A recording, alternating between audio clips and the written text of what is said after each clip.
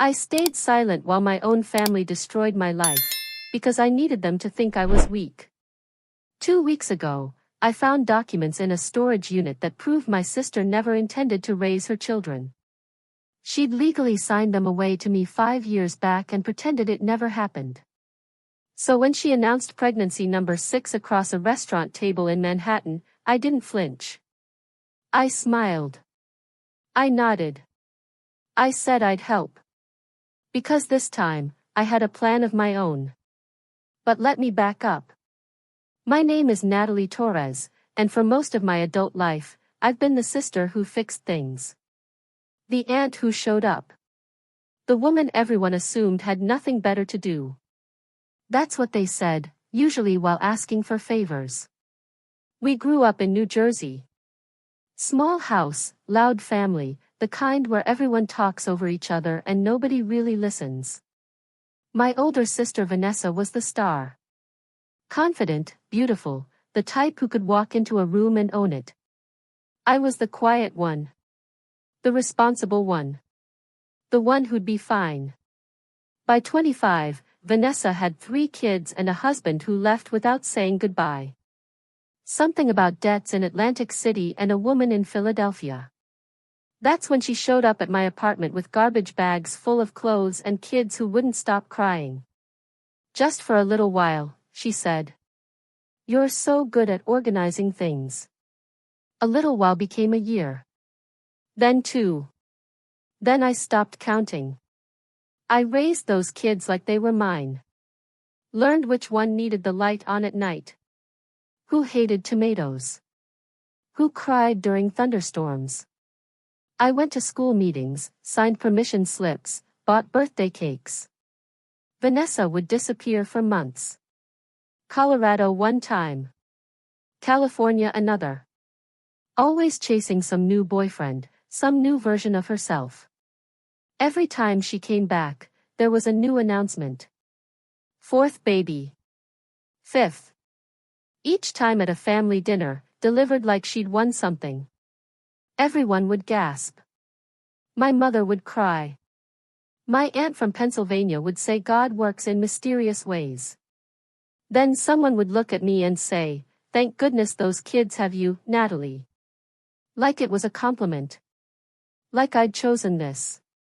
So when we sat in that restaurant in Manhattan 2 weeks ago, expensive place, the kind with small portions and big prices, I already knew what was coming. Vanessa raised her water glass. I'm pregnant again. The table exploded. My mother grabbed her hand. My cousin started crying happy tears.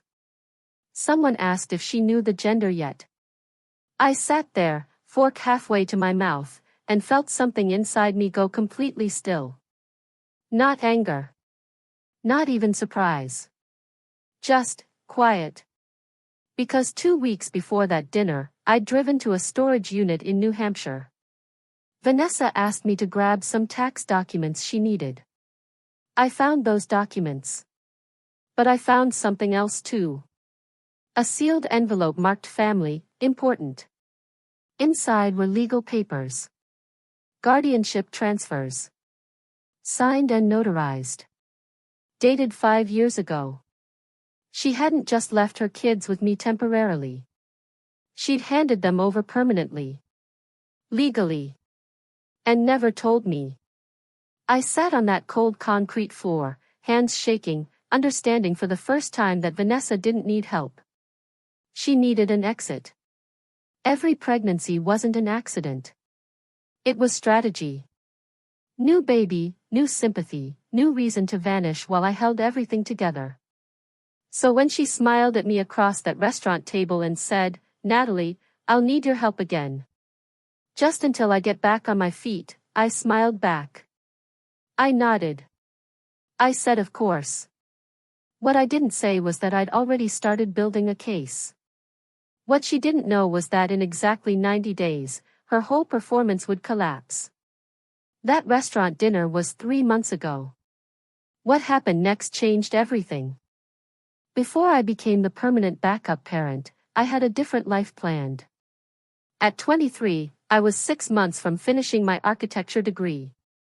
I had a portfolio full of building designs, a paid internship in Philadelphia, and a boyfriend who talked about moving to Boston together.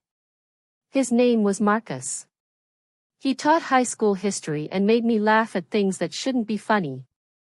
Then Vanessa showed up with 3 kids and nowhere else to go. Just a few months, she promised. Marcus lasted 4 months before he sat me down and said he couldn't do this. Not the kids, he actually liked them. But the fact that I kept saying, just a little longer, while my entire life got smaller. He moved to Boston alone. I stayed. Dropped out of school with 1 semester left. Told myself I'd finish later. That later never came. The internship called twice, then stopped calling. I got a job doing administrative work at a dental office. Steady hours. Decent pay. Nothing that required staying late or traveling or having any life outside those 4 walls. Perfect for someone raising 3 kids who weren't technically hers. Vanessa would call from wherever she'd landed. Phoenix. Denver. Portland. Always somewhere with good weather and a new man who really understood her. She'd ask about the kids like someone asking about a houseplant. How are they doing? Fine, I'd say. Are they eating okay? Yes. Tell them I love them. I would. They'd nod and go back to whatever they were doing. By the 4th pregnancy, I'd stopped expecting anything different. Vanessa came back for 3 weeks that time. Stayed in my spare room, complained about morning sickness, then left for New Mexico with someone she'd met online. Baby number 4 was born in an Albuquerque hospital. Vanessa brought her home when she was 6 weeks old, stayed for a month, then left again. I just need to clear my head, she said. She was gone for 8 months. The 5th pregnancy happened 2 years later. Different man. Same pattern. She'd show up pregnant, stay long enough to give birth and recover, then disappear the moment things got hard. Diapers. Sleepless nights. Toddler tantrums. That was my job. The celebrations were hers. Our mother treated every pregnancy announcement like a miracle.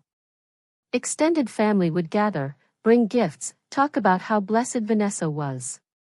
No one ever asked who was paying for diapers. Or daycare. Or the medical bills Vanessa left behind. I paid. Always. From my salary that should have been going toward finishing my degree or traveling or building something that belonged to me. Instead, it went to school supplies and winter coats and birthday parties for kids who called me Aunt Natalie but looked at me like I was their actual mother. Because I was. Vanessa was the fun visitor. The one who showed up with gifts and big promises, then vanished before anyone could hold her to them. I was the one who stayed. The one who knew which kid needed extra time with homework. Who had nightmares. Who missed their mom even though she was never really there. And somewhere along the way, I stopped being angry about it. I just accepted it as fact. Vanessa was the golden child who could do no wrong. I was the reliable one who'd always be fine. Until I found those papers. Until I realized none of this was an accident. She'd planned it from the beginning.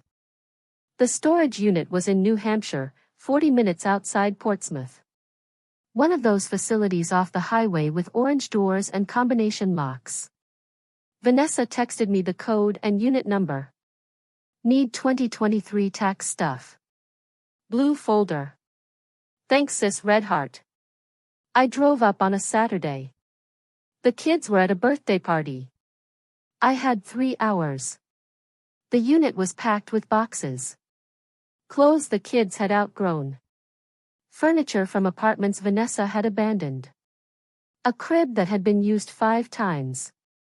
I found the blue folder within 10 minutes. Then I saw the envelope. It was wedged between 2 boxes, thick manila paper, sealed with tape that had yellowed. Someone had written family, important in black marker across the front. Vanessa's handwriting. I almost didn't open it. Almost. I peeled back the tape and pulled out a stack of papers. The first document was a guardianship transfer form. Legal language I had to read twice to understand. Then I understood. Vanessa Torres grants full guardianship of minor children to Natalie Torres, effective immediately. Signed by Vanessa. Notarized. Dated 5 years ago. Not temporary custody. Not emergency placement. Permanent transfer. My hands started shaking. I pulled out the next document. Same thing. Another child's name. Same signature. Same date. 3 forms total. 1 for each kid she'd had at that point. She'd legally given them to me half a decade ago and never mentioned it once. I sat down hard on the concrete floor, papers spread around me. All those times she'd said, "I just need help for a bit." All those conversations about getting back on her feet. She'd already decided she was never coming back. But there was more. Underneath the guardianship papers, I found insurance documents. Life insurance policies. 5 of them. Each one for a different child. Each policy worth $500,000. Each one listing Vanessa as the sole beneficiary. I felt cold despite the summer heat. These policies had been taken out within months of each child's birth. Right before Vanessa would disappear for the longest stretches. I started taking photos with my phone. Every page. Every signature. Every date. Then I kept digging. At the bottom of the envelope, I found printed emails. Correspondence between Vanessa and someone named Richard Chen, who identified himself as a benefits consultant. The emails were 3 years old. Vanessa asking about dependent benefits, tax credits, state assistance programs. How to maximize claims. How long she needed to maintain custody to qualify. Richard's responses were professional but clear. She needed to maintain legal custody but not physical custody. She could collect benefits as long as the guardianship wasn't finalized through adoption. That's why she'd never pushed for me to adopt them officially. She wanted to keep the legal connection. Keep collecting whatever benefits came with having 5 dependent children. While I paid for everything. I sat in that storage unit for 3 hours. My phone died. The sun moved across the small window near the ceiling. I read every document twice. Then I carefully put everything back in the envelope, took the blue tax folder Vanessa had asked for, and locked the unit. I drove home in complete silence. When I got back, the kids were watching a movie in the living room. They barely looked up when I walked in. "Did you find what Aunt Vanessa needed?" the oldest one asked. I almost said yes. Instead, I said, "I found exactly what I needed." That night, after the kids went to bed, I sat at my kitchen table and looked through the photos on my phone. Every page documented. Every signature captured. Every lie exposed. I thought about Marcus. About architecture school. About all the years I'd spent being the responsible one while Vanessa collected sympathy and government checks. Then I opened my laptop and searched for family law attorneys in my area. I didn't want revenge. I wanted what was already mine. And I wanted it legal. The attorney's name was Patricia Osei. Her office was in a converted house in Trenton, the kind with creaky wood floors and too many plants. She listened to everything without interrupting. When I finished, she leaned back in her chair. "How long have you had sole physical custody?" 7 years. Give or take. "And your sister has contributed financially?" I pulled out my phone and showed her the spreadsheet I'd been keeping. Every expense for the past 5 years. Rent, food, medical, school, clothes, activities. Total, $342,000. All from my accounts. Patricia scrolled through it slowly. Has she ever sent money? Twice. Once for Christmas. $200 for all 5 kids. Another time she Venmoed $50 for the oldest one's birthday. That's it? That's it. Patricia set down my phone. You have a strong case for adoption. Abandonment is clear. Financial records support it. The guardianship papers she signed actually help us. They show intent to relinquish custody. What about the insurance policies? Her expression shifted. That's complicated. Not illegal to have life insurance on your children. But the timing is concerning. Combined with everything else, it establishes pattern and motive. What kind of motive? Patricia chose her words carefully.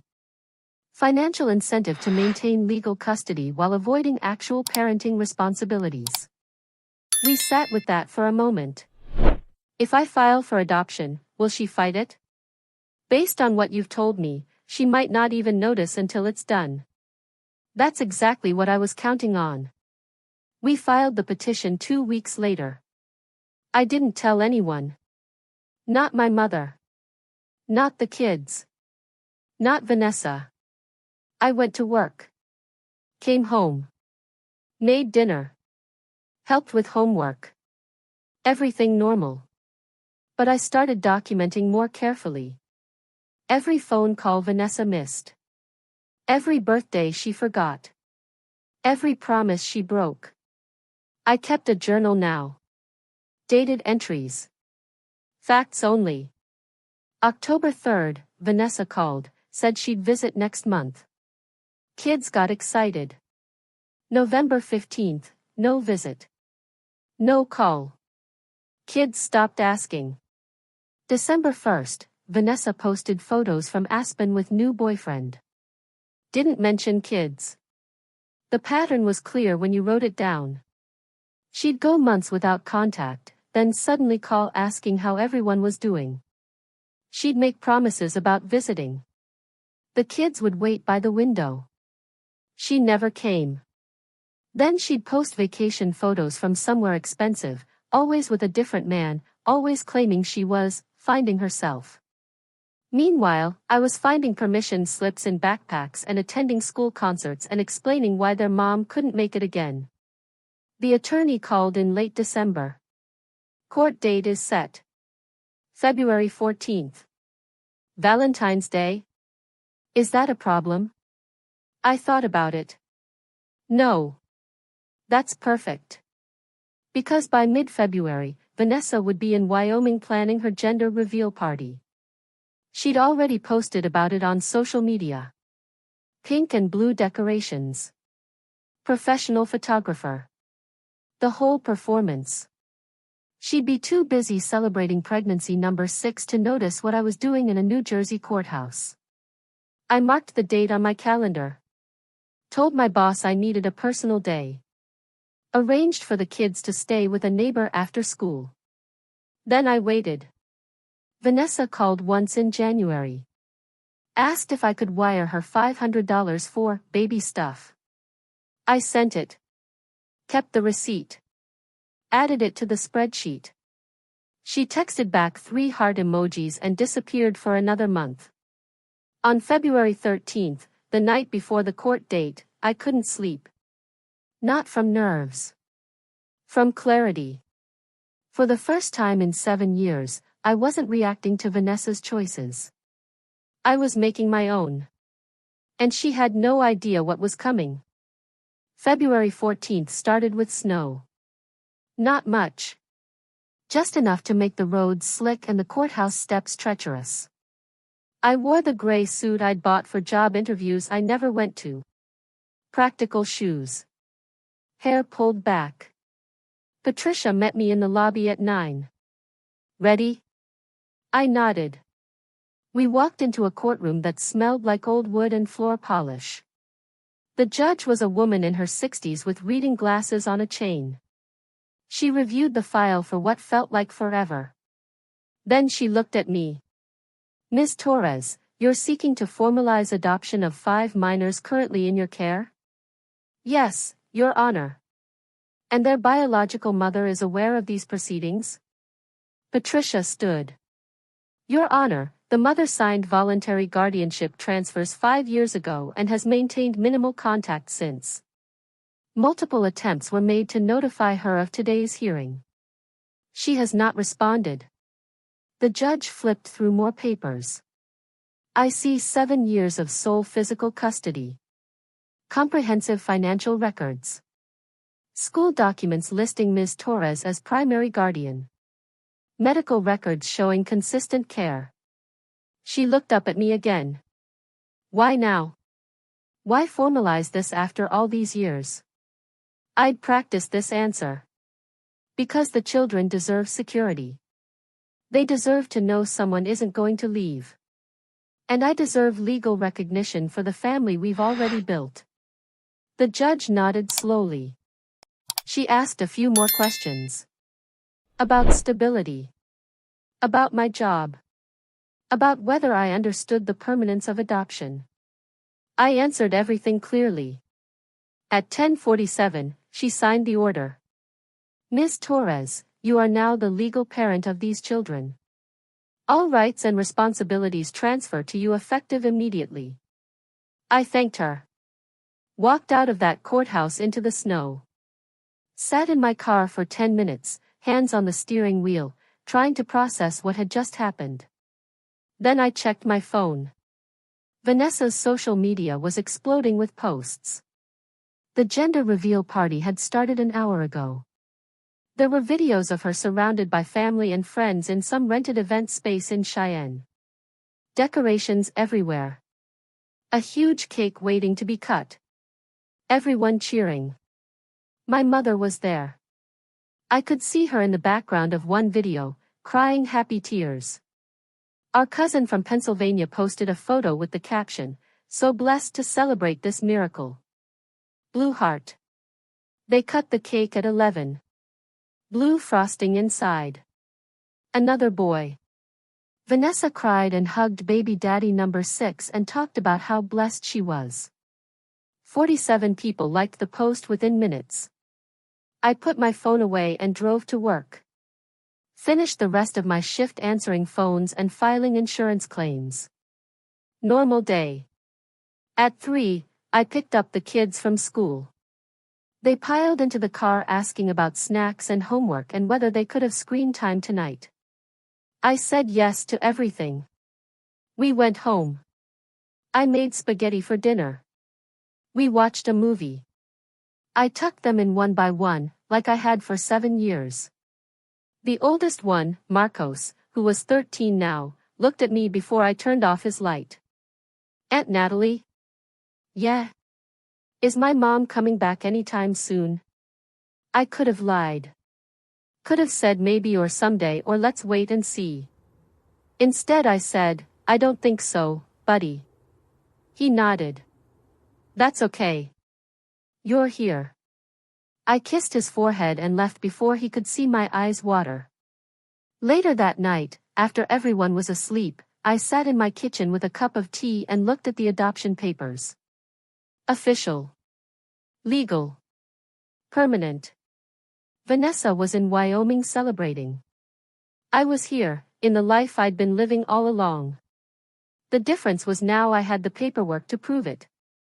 I didn't post anything on social media. Didn't call anyone to share the news.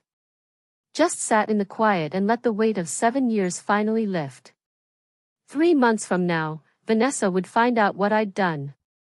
But tonight, the truth was mine alone. And that felt exactly right. The call came on a Tuesday in May. I was at work when my phone buzzed. Unknown number. I almost didn't answer. Miss Torres? Yes? This is Karen Whitfield from Lincoln Elementary. I'm calling about Sophia's medication authorization form. Sophia. The youngest. Just turned 6. What about it? We need updated signatures from both legal guardians. I called the number we have on file for Vanessa Torres, But she said she's no longer the guardian? My stomach dropped. What exactly did she say? She seemed confused. Said I should call you instead. Then she asked since when, and I didn't know what to tell her. I closed my eyes. I'll handle it. Thanks for calling. I hung up and stared at my computer screen, not seeing anything. 5 seconds later, my phone rang again. Vanessa. I let it ring 4 times before answering. What the hell did you do? Her voice was shaking. Not sad. Furious. Hello to you too. Don't. A school nurse just called me asking about Sophia's medical forms. She said I'm not listed as the guardian anymore. What is she talking about? I kept my voice level. She's talking about the adoption that was finalized in February. Silence. Then, what adoption? The one where the court reviewed your voluntary guardianship transfers from 5 years ago and made everything official. You signed those kids over to me. I just formalized it. You can't just, that's not, you stole my children. I raised them. You visited. I'm their mother. Legally? No. Not anymore. I could hear her breathing on the other end. Fast and shallow. You had no right. I had every right. 7 years of sole custody. $342,000 in expenses you never reimbursed.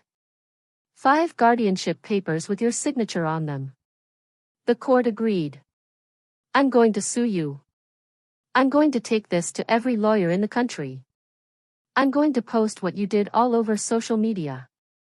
Everyone will know you're a thief. Go ahead.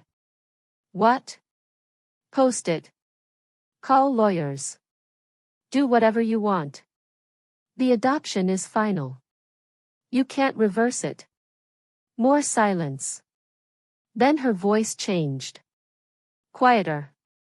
Almost pleading. Natalie, come on. This is crazy. We're sisters. We can work this out. We're not working anything out. I'm their mother now. You get to be the aunt who sends birthday cards. If you remember. I will destroy you for this. You already tried to destroy me. It just took me 7 years to notice. I hung up. My hands were shaking, but I felt strangely calm. Within an hour, my phone started blowing up. Text messages from family members. What is Vanessa talking about? Did you really adopt her kids without telling her? How could you do this to your own sister? My mother called 6 times. I didn't answer. Our cousin from Pennsylvania sent a long message about family loyalty and forgiveness and how I'd regret this. I turned my phone on silent and finished my work day. When I got home, the kids were already there. The oldest one was making sandwiches for everyone. Phone's been ringing a lot, he said. I didn't answer. Good call. Is everything okay? I looked at all 5 of them. Hair messy from playing outside. Backpacks dumped by the door. Home. Everything's fine. Your mom found out about the adoption. They exchanged glances. Sophia, the youngest, asked the question they were all thinking. Is she mad? Very. Is she coming here? I crouched down to her level. I don't know. But if she does, nothing changes. This is still your home. I'm still your mom. Okay? She nodded and went back to her sandwich. That night, I finally listened to my mother's voicemails. Each one more frantic than the last. The final message was just her crying. I didn't call back. Instead, I texted Vanessa one line. If you want to talk, come home. Bring your life insurance paperwork. She didn't respond. But I knew that message would haunt her. Because she still didn't know I'd found those policies. And what they revealed wasn't just selfish. It was criminal. Vanessa showed up 3 weeks later. No warning. Just a knock on the door at 7 on a Saturday morning. She was 8 months pregnant now. Baby daddy number 6 stood behind her, looking uncomfortable. "We need to talk," she said. "I'd been expecting this. Come in." The kids were still asleep. I led them to the kitchen. Vanessa sat down heavily, one hand on her belly. Her boyfriend, I never learned his name, stayed standing by the door like he wanted an escape route. "You can't just take my kids, Natalie." "I didn't take them. You gave them to me. 5 years ago. In writing. That was supposed to be temporary." Nothing about those forms said temporary. They were permanent guardianship transfers. Notarized. Legal. She shook her head. "I was desperate. I needed help." "That doesn't mean." "It means exactly what it says. You didn't want them. So you made it official." "That's not fair." I pulled out my phone and opened the photos I'd taken in the storage unit. Started scrolling. "You want to talk about fair? Let's talk about the $342,000 I've spent raising your kids. Let's talk about the 7 years of birthdays you missed. Let's talk about the insurance policies." She went pale. "What insurance policies?" I showed her the photos. 5 life insurance policies. Each one worth $500,000. Each one taken out within months of a child's birth. Why does someone take out policies like these on kids they supposedly love? That's normal. That's just planning ahead. Planning for what, exactly? She didn't answer. I swiped to the next photos. The emails with the benefits consultant. "Or maybe we should talk about these. You and Richard Chin discussing how to maximize dependent benefits while maintaining minimal custody. How to collect tax credits for kids you don't support. How to work the system." Her boyfriend's eyes went wide. "Vanessa, what is this?" She ignored him.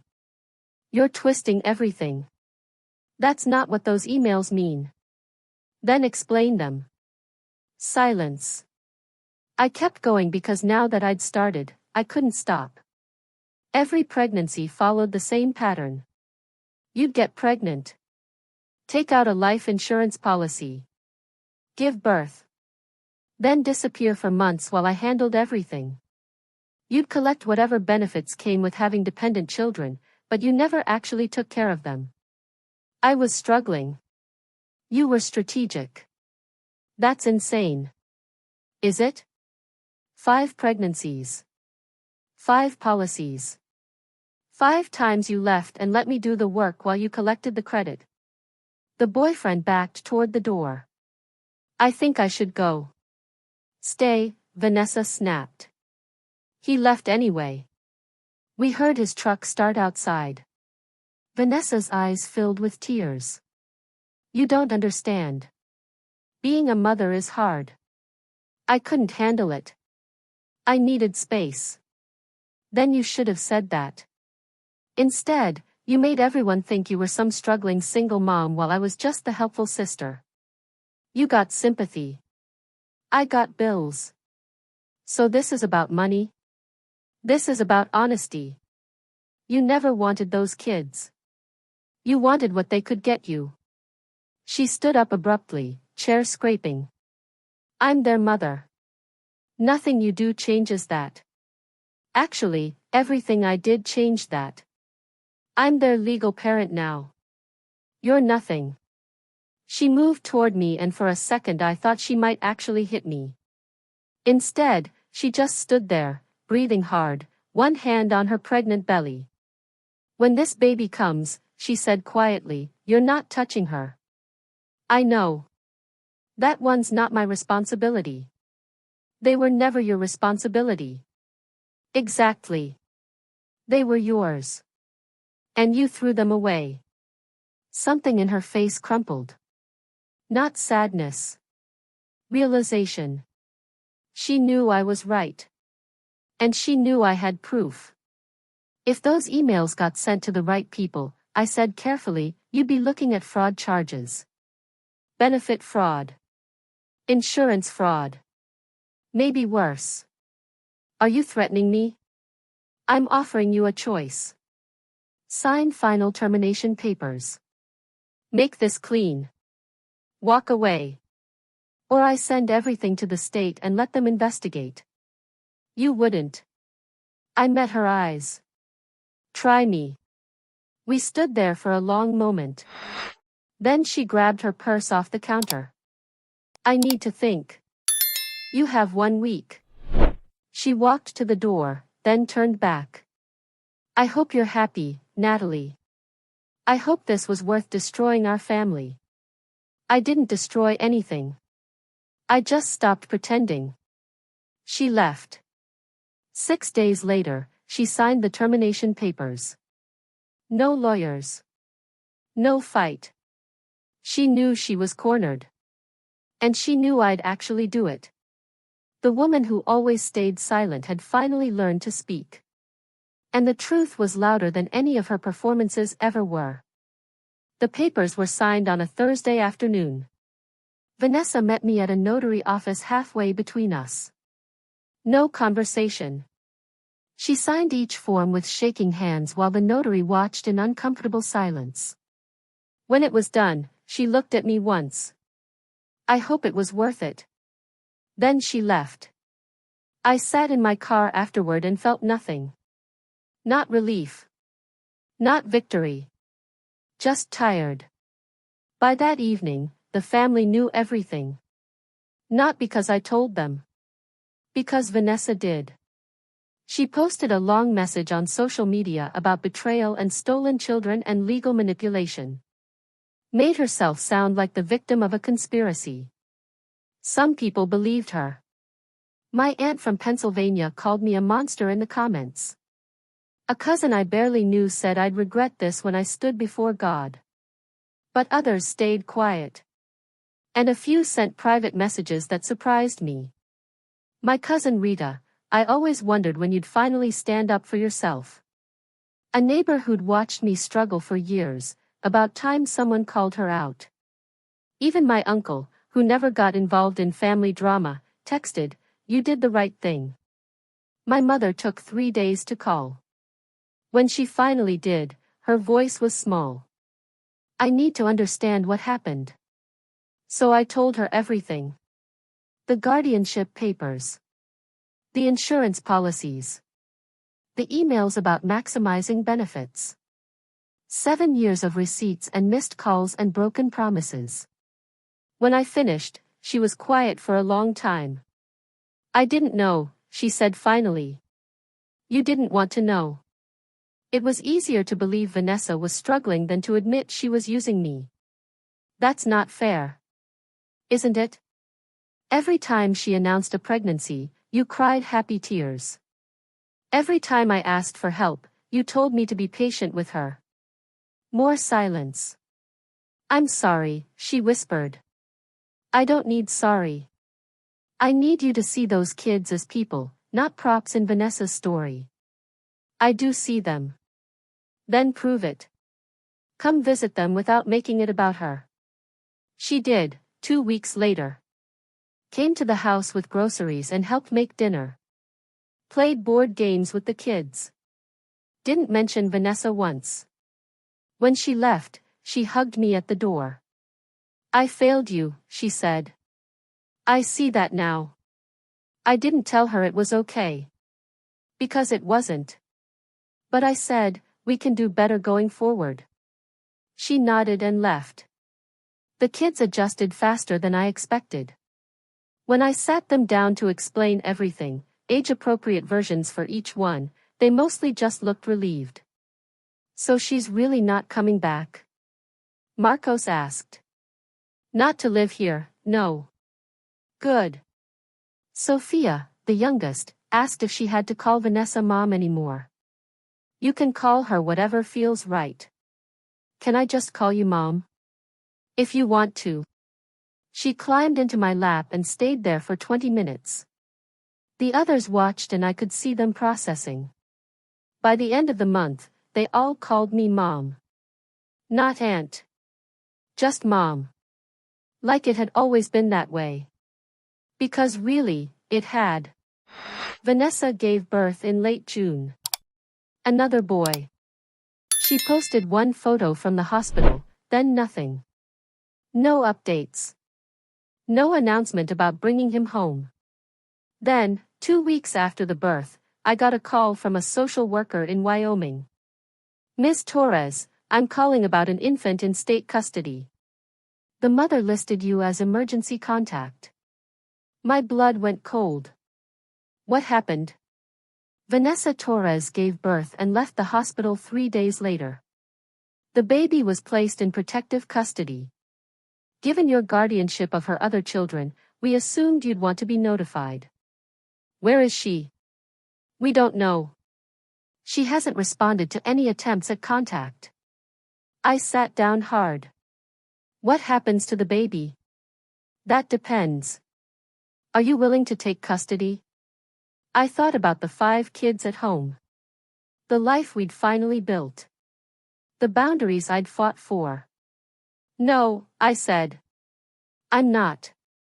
Silence on the other end. You're refusing. I'm choosing not to enable a pattern.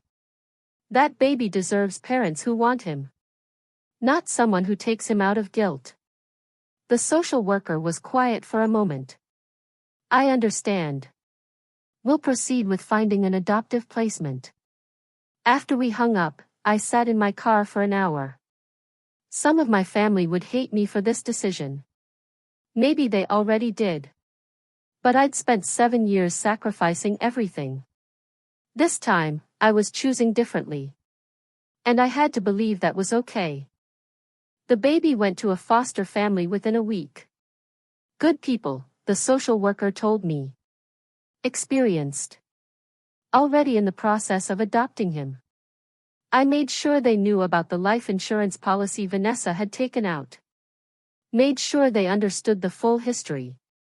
They thanked me for the information and said they'd handle it. 2 weeks later, Vanessa resurfaced. She showed up at my door at 10 at night, pounding hard enough to wake the neighbors. I opened it with my phone already recording. Where's my baby? He's safe. Where is he? With people who actually want him. Her face twisted. You did this. You told them not to call me. I told them the truth. You left him in a hospital and disappeared. They made their own decisions. I had postpartum depression. Then you should have said that to the doctors. Not to me, 2 weeks later, when it's convenient. She tried to push past me. I blocked the doorway.